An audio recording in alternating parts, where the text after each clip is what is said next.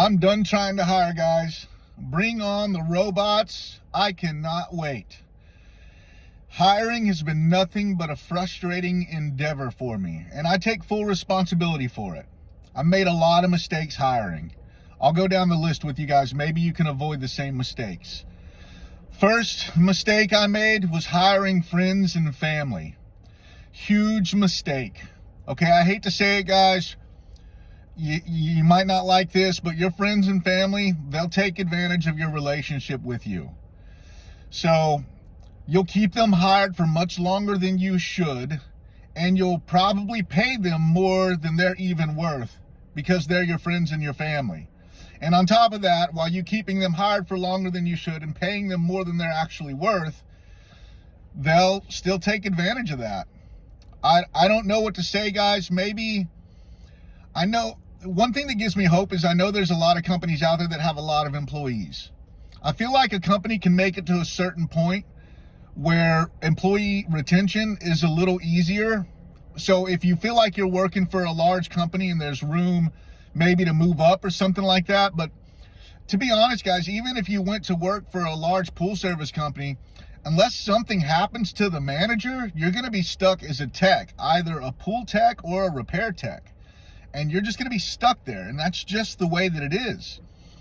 So, but I do think that some people, they feel better about working for a larger company. So if you can make it through that initial phase of only having a few people, going from yourself to hiring one person to 2 to 3 to 4 to 5, I think once you can get past that initial phase, you might have a better luck at retaining. But then again, guys, I'm not really sure about that. I really feel like a lot of my problems came post-COVID. So if you were to look at my company, it was on an upward track all the way up until COVID. COVID changed things. And maybe it was just the people that I hired, guys, but it just really feels like people don't really want to work anymore post-COVID. Like, I don't know where the work ethic is. Maybe I'm finding the wrong people. So that takes me to the next thing. First of all, friends and family, mistake. Second of all, giving everyone a chance. So once you move past friends and family, you'll begin hiring people that aren't your friends and family, people that you're interviewing. And there's a lot of nice guys out there. You meet them, you get along with them. Maybe they've got experience. And I tend to like to go with guys with experience because it's hard to train somebody, to take a bunch of time to train somebody who's brand new, only to have them get out on their own for a little while, a month or two, and then decide that they really don't like what they're doing and they move on. And here you are, you invested all this time into training them. At least with somebody with experience, you know they know what they're getting into. They kind of know what they're doing, but it does come with some major downsides, guys.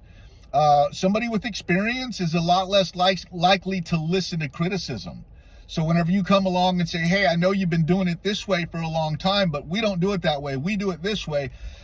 Well, as soon as you're not watching, guess what they do? They go right back to doing it the way they've been doing it for a long time. So that's another mistake, guys, is giving everyone a chance. I went into hiring thinking that I would give everybody a chance. Everybody deserves a chance. You know, it's almost like this, it's a way of thinking that doesn't work well for business. Let's just put it that way. And so, but that's the way I started. And it got me in trouble. Not everybody deserves a chance. I do think that you should give chances out there, but you got to be really selective on who you're giving the chances to. Another one of the big mistakes I made, guys, was giving everyone the benefit of the doubt. I think we learn, I don't know, maybe in our childhood, that giving the benefit of the doubt is only the fair thing to do. In my experience, if they know they get the benefit of the doubt, they will milk that as far as they possibly can. They'll simply be like, whoa, well, I didn't know. Something that's so simple. And then if you're the kind of guy or gal that gives the benefit of the doubt, then you'll say in your head, well, I guess they didn't know this thing that's so simple that they should have known, but I'm going to give them the benefit of the doubt. Only to find that they'll keep doing the same thing over and over until you are forced to let them go over it, or you try to correct them, and that's whenever you get into like arguments and stuff like that. So let me tell you guys so those are a few of the mistakes. But one of the worst experiences I had, let me tell you one of the worst experiences I had hiring. I had two guys working for me. They were friends. You know, you think to yourself, hey, you get one guy going, he's doing all right. You're like, hey, man, do you know anybody? We could use another person. They bring on another person. That's a mistake, too. Sometimes maybe it works, sometimes it doesn't. But here's what happened. I prepared these guys. I was preparing to purchase another route. These guys both didn't really have full routes. They were almost full, but they could each use 10 pools more on their route. I literally prepared them for 2 or 3 months leading up to me purchasing these other 20 pools where each of them were going to get 10. Every other meeting, I would remind them, hey guys, I know you need more hours. I've got more coming. But turns out, guys, they didn't really want more hours. What they really wanted to do was take the few hours that they had, 20, 30 hours, and they wanted to turn that into 40 hours. They didn't actually want 40 hours worth of work. So after preparing these guys for months for the route purchase that I was going to make, the day came. I made the purchase. And whenever I told them that, hey guys, guess what? You got 10 more pools on your route and you got 10 more pools on your route, they quit. Right on the spot. One of them quit, and then later in the day, he convinced the other one to quit. Right when I had acquired these customers, which obviously left me in a huge bind. I had to work my tail off. And that's another thing I'll say too, guys. If you're getting into this hiring process, be ready to work your tail off. You are going to work so hard, nonstop, 7 days a week, sun up to sundown, office work when you get home after it's dark, go to bed, wake up, do it all over again. Don't think that there's something easy about this. It's probably one of the hardest things to do. So that was another mistake, guys. Another thing that happened in this particular situation, there's more to it than just that. Okay, we had just come back. Like I said, guys, benefit of the doubt. They'll take advantage of you. We had just come back. One of the guys that was working for me, one of these two, was working for me, and he said, this was shortly after COVID when things were starting to wind down a little bit, but everybody was still being really careful about COVID exposure because somehow you were going to be responsible for somebody you never met's death if you weren't really super careful or whatever. So one of the guys said that he had come into contact with somebody who tested positive for COVID. Now, at this time, as the business owner, the responsible thing that I had no choice but to do was, because we had just had a company meeting, and he decided to bring it up at the company meeting. So we're at the company meeting, we're all sitting together. He's like, by the way, I want to let you know, I've just come into contact with somebody who had COVID. And it was like, okay, well, what are you going to do now, owner? Are you going to send me to people's properties where I'm going to spread COVID and you're going to be responsible for a bunch of deaths? Like that was kind of the intention of the whole thing. I had no choice at that time but to give the whole company during a busier season a week off, a paid week off, mind you, because they weren't going to be okay with not being paid. It had to be a paid week off. So, and I get it, like you can't just not get paid. So I just took one for the team. I said, all right, guys, everybody go home. We're not going to risk spreading this around. We're going to do our part. We're going to take a week off. Okay. It was after we came back from a paid week off that I had finished acquiring the other 20 accounts. And so we're having another meeting. And what they said was, well, I came in contact with another person that potentially had COVID. They were asking for a second week off in a row. Guys, this is a service company. Like, if we don't do the work, we don't get paid. And that's whenever I started to realize that these guys were fine with that. They didn't care if the business went under. As long as they got paid for not doing any work, for as long as they possibly could, they didn't care what happened to the business. Didn't matter to them. They're just going to go find another job or something like that. So we come back from after taking a week off. I say, hey, guess what, guys? You just went from, not having a full route to having a full route. Like I've been telling you for months now that this is coming. I'm going to get you more hours so you've got more work so you can make more money. Whenever I didn't agree to give them a second week in a row off, paid week in a row off, and I said, I'm sorry guys, but we got to go back to work. Like we don't make money if we're sitting at home. We have to go back to work. I won't have enough money to make the next payroll if we take another week off. That's whenever they use that. One of them said, well, I'm being irresponsible. And it just so happened to coincide with the time that I added the 10 pools to each of their routes. So guess what? They were suddenly going to have to start working. Instead of being able to milk the clock for 40 hours a week, they were actually going to have to work for the 40 hours a week. And they didn't get their way because they wanted another paid week off. So this guy quits. Let me tell you about that. When he quit, we're having a meeting. He wants to argue with me in the middle of the meeting about it being irresponsible that we have to work when there's COVID out there on the streets, and he could die, and his grandma could die, and his kids and his girlfriend or wife or whatever, all of his family, they were all going to die. It was such a risk. They were all going to die. So he gets up to walk away from the meeting, essentially quitting. And I kind of had another guy do something similar in the past, so I knew how to deal with it this time. So as soon as he gets up to walk away from the meeting, very disrespectful to do that with the owner right there in the middle of the meeting, to argue with him in the middle of, anyway, he gets up to walk away and I say, hey, you walk away from this meeting and you're walking away from your job. You're quitting. He says, fine, I quit. And I say, okay, will you be able to find a ride home? If not, as soon as this meeting's over, I can give you a ride home. He says, I'll get my own ride home. He proceeds to walk outside and get in the company truck where he didn't have the right to get into it and drive it like a maniac out of the parking lot all the way home. I was so worried that he was going to purposely wreck the truck. I can tell you he did everything he could to do as much damage as possible to the truck in the way that he drove it without actually putting it into an accident, because it makes sense. Like a little self-preservation has to come into play. People don't want to get into an accident and then maybe they get hurt themselves, so I get that.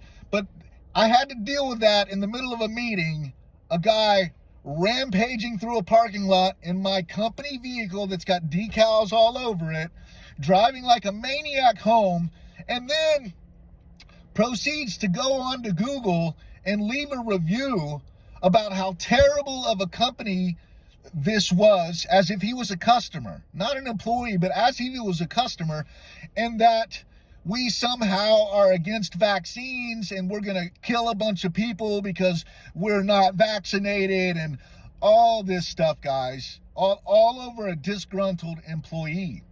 So as you can see, guys, I've had a guy that had a pill problem. He would take pills. He would literally fall asleep in the truck between stops.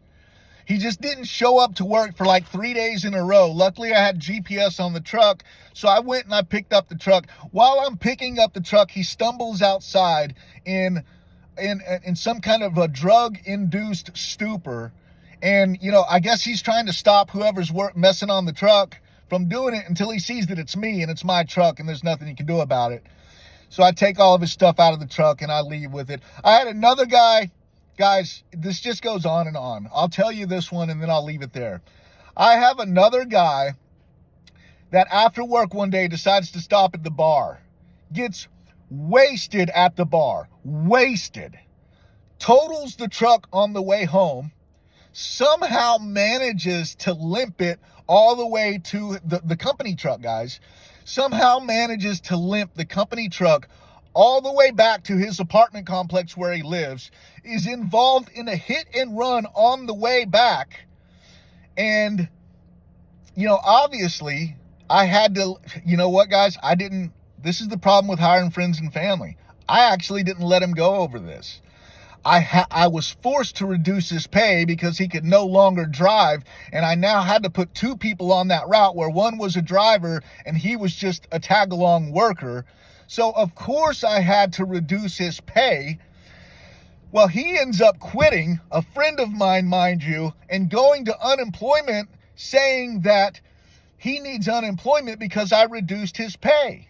He got unemployment, guys. This is whenever unemployment, they hand that stuff out like candy, guys. They want as many people on unemployment as they can get. I don't know if they get some bonus for it or something like that. He ended up getting unemployment and collecting unemployment for over 2 years. Over 2 years, or maybe 2 years. I don't remember exactly how long. He got unemployment for a long time.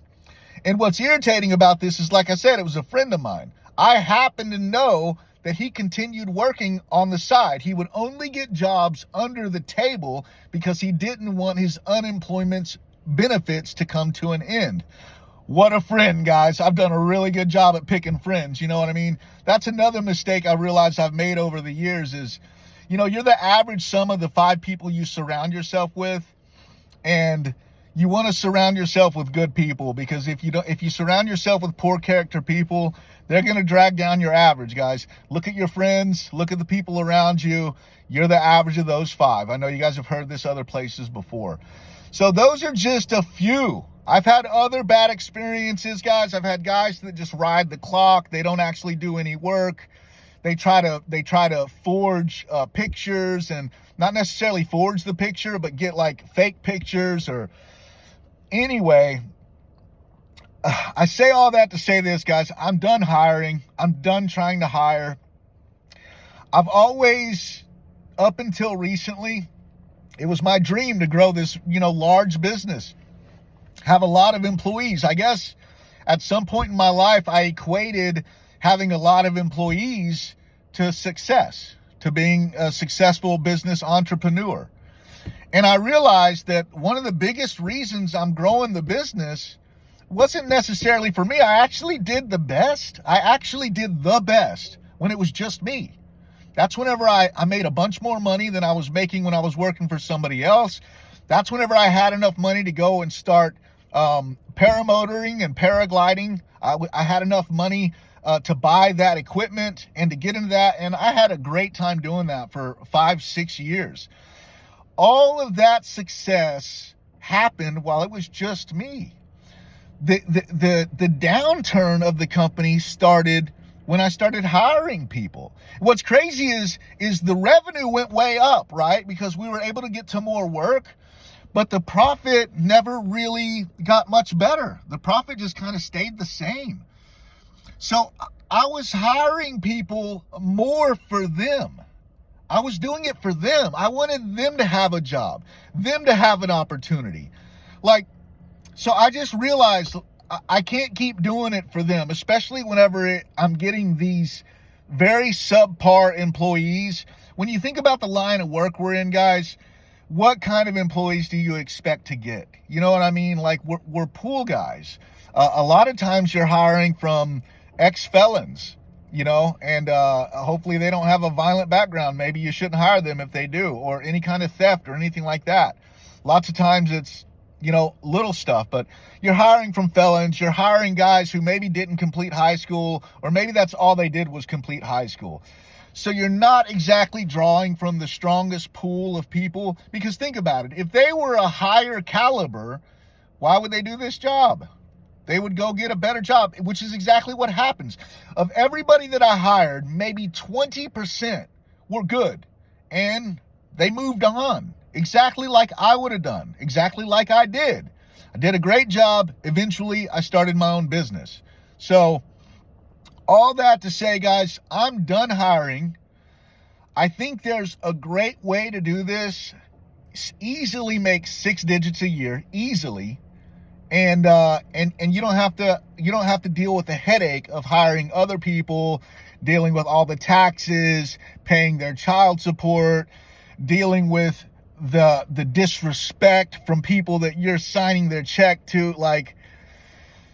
Bring on the robots. I'm so ready for the robots, guys. And you guys know I'm so ready for the robots. I started a website, roboticpoolman.com, where I teach people how to automate their pool maintenance so they don't have to deal with this. Because I know if you're a pool owner out there and you have a company, that company's probably replacing the guy coming to clean your pool ever so often.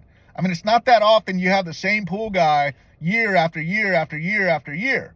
And so